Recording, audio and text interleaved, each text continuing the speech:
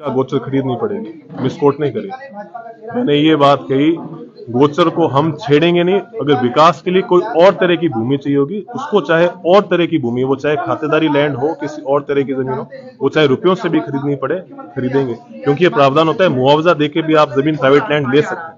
तो अगर 10-15 हजार बीघा से किसी का विकास रुकता हो तो विकास तो रुकने देंगे नहीं हम, और गोचर के भी हम हाथ लगाने देंगे नहीं। तो निश्चित तौर पर गोचर भी संरक्षित रहेगी, विकास में भी किसी तरह की बाध्यता या फिर बाधा उत्पन्न नहीं है। अंशुमान जी, 27 और 2 तारीख को आंदोलन होने हैं, उसको लेकर आंदोलनकारियों को आप क्या संदेश देना चाहेंगे? निश्चित तौर पर आपके माध्यम से सारी की सारी बात उन तक निश्चित तौर पर आप भी पहुंचाएंगे। हम भी कहना चाहते हैं, सीएम साहब का चाहे खेजड़ी वाला विषय हो, चाहे गोचर वाला विषय हो, उस पर बड़ा ही सकारात्मक रवैया है।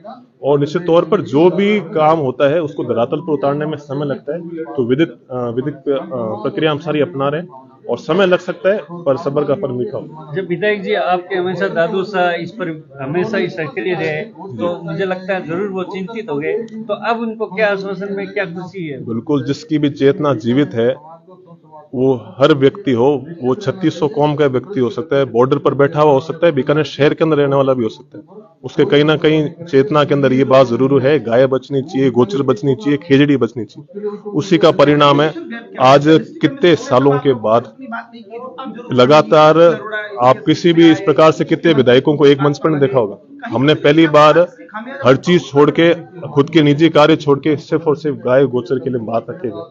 और दादू साहब तकरीबन 80 इयर्स के लगभग एज है, वो खुद भी इस चीज पर बड़े चिंतित रहते हैं और खुद वो सीएम साहब के पास जाके बात रखी उन्होंने, और सीएम साहब हमारी बात सुनते भी हैं। और निश्चित तौर पर ये रोज रोज का ये सिलसिला टूटना चाहिए, क्योंकि 2010 में भी धरने पर बैठे थे, उस टाइम भी गोचर जारी थी जब रखवाई, उसके बाद 2012 में भी धरने पर बैठे। पर ये व्यवस्था बदलनी चाहिए, गोचर हमेशा सुरक्षित रहे, इस प्रकार की व्यवस्था।